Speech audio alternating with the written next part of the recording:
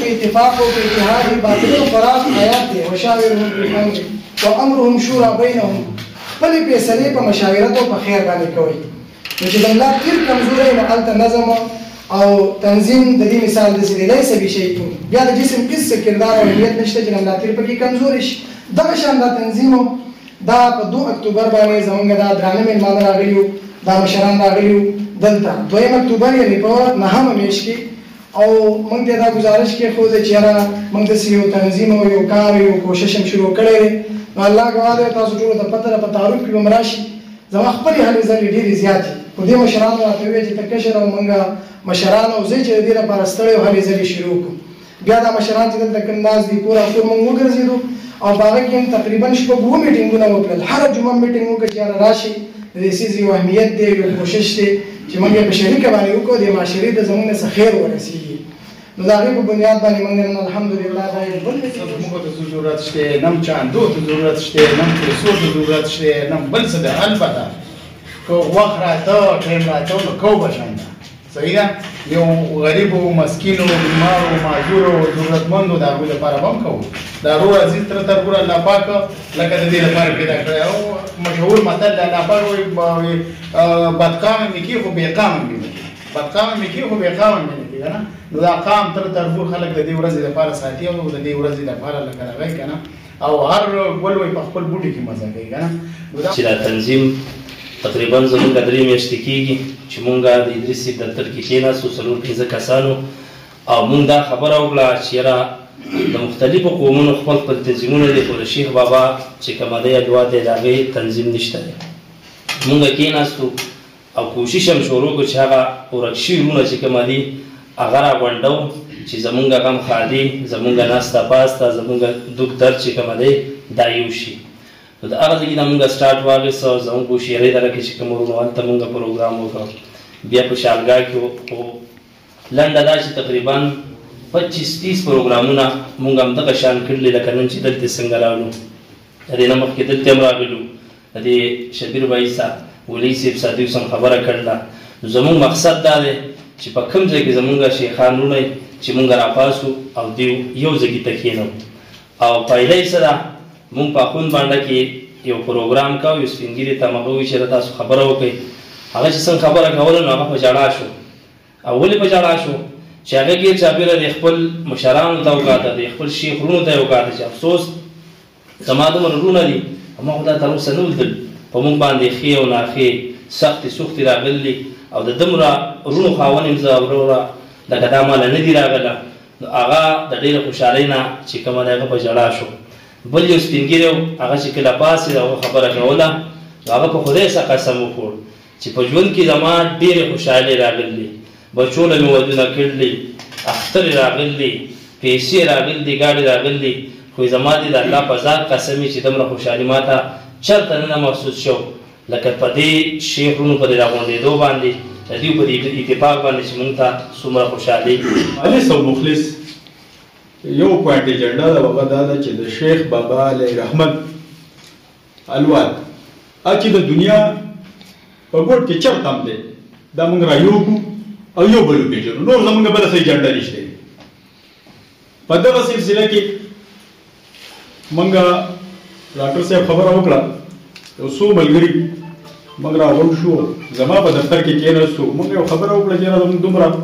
لوی قوم دی. زه به خصوصا د بردیر خبره وکړم او په بردیر کې موږ شیخان د ټولو قومونو نه په اکثریت یو موږ د ټولو نه زیات یو خو موږ ټولو نه زیاته بې اتفاقه موږ یو.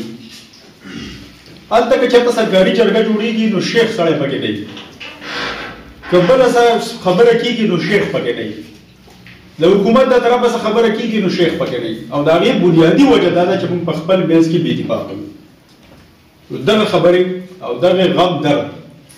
موږ دې خبرې ته کېنولو چې یاره موږ ولې نه خپل ټول قوم رایو شو او یو موټی شو.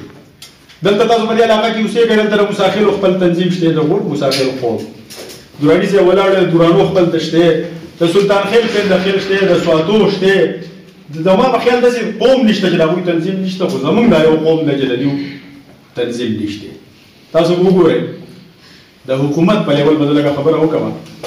بعضې ادارې داسې چې هلته نوکرۍ وړې وړې نوکرۍ دا په قومیت باندې ورکړی په هغې کې د قومونو کوټې او خصوصا په دې فورس کې په لیوي کې یا په ایف سی کې یا داسې نورې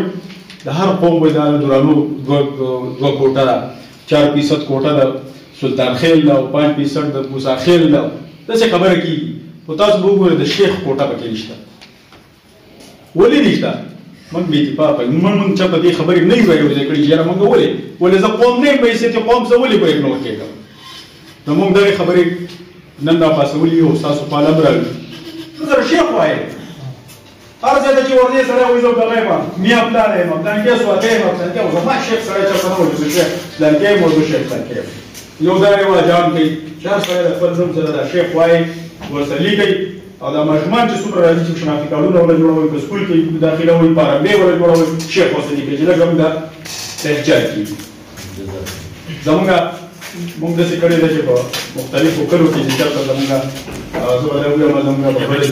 د دې خبره کومه زموږ سره دا د واري ټاپ دغه ځای کې خولنډۍ مې لیکلی دی او دې ته مخامخ بیا دوبندو ورته وایي دا دوبندو دغلته پوره زموږ کلی دی شیخ بابا الوار دی ورته وایي دغه خو پوره دغه تاسو ټولې پېژنئ زموږ شیخ بابا هلته د هغه مزار موجود دی او هلته پاتې شوی دا دغه خو ټول اصل زموږ دی او دا مونږ چې څومره شیخان وو دا دغه وسوړی درې نه خوار شوي څوک رستم باندې راغلی څوک مردان ته تللی دی څوک واړی ته تللی دی د هغې نه علاوه زموږ شالګاه میدان یو کلی دی پوره کلی دا زموږ کلی دی پوره کلی دی لکه داسې نه چې 200 300 کلی په زرګونو هلته آبادي ده د هغې نه علاوه بیا زموږ کیل صاحب چې دی په واړی کې اوسېږي خو د خپل کلی چې دی نو هغه خون بانډه ده د واړی عزتمندو مشرانو او کشرانو زه ستاسو او بیا د خصوصا د دې میلمنو چې کوم زموږ د بایګان راغلي د دې بار شکریه ادا کوم او بیا زموږ د کلي دا کوم مشران کشران چې دي نو د دې شکریه ادا کوم الله دې دې له اجر ورکړي زما عبدالرؤف نوم دی او زه 44 سنه په امارات کې پاتې شوی یم او بیا د هغې نه وروسته اوس دا 3 نیم کاله تقریبا څه کم 4 کاله مې وشو چې دلته کې اوسېږم پاتې شوی یم او د سن 2000 نه بیا در سن 17 پورې ما خطبه به په اردو کې ورکوله او هلته کې هم ما د خپلو د پاکستان او د خپل دغه د هغې چې کوم دی پوره پورې هر یو کس چې راغلی د هغه مې د خپل وس مطابق د هغې مدد کړی او د هغې څه مې منډه کرله کړې ده او د دې ځګې بایګان چې په کوم هلته کې وو او هغې ته به څه مشکلات راغله نو زه به د هغې څه تلم او هغې خلکو به زما ډېر زیات خیال ساته خبره به یې منله هغې ته چې خبره په دلیل وکړي نو عرب ماشاءالله مني زموږ د دې په جوهلا نه دي د دې وجې نه موږ چې کوم دی نو دا تاسو میډیا والا دا ډېر ټولو شکریه ادا کوو چې الله دې تاسو ته اجر درکړي چې تاسو راغلئ او موږ هم ټیم راکړ او زمونږ ټیم چې کوم دی نو تاسو دغه کوو دلته موږ سم وخت اټینډ کړو موږ دا تنظیم چې موږ چې کوم جوړو نو ډېر داسې مسایل راشي لکه دا موجوده چې دي چې زمونږ د زړونو نه دا بیلوالی لرې شي او دا یو شو موږ نو په دې وجه څخه چې موږ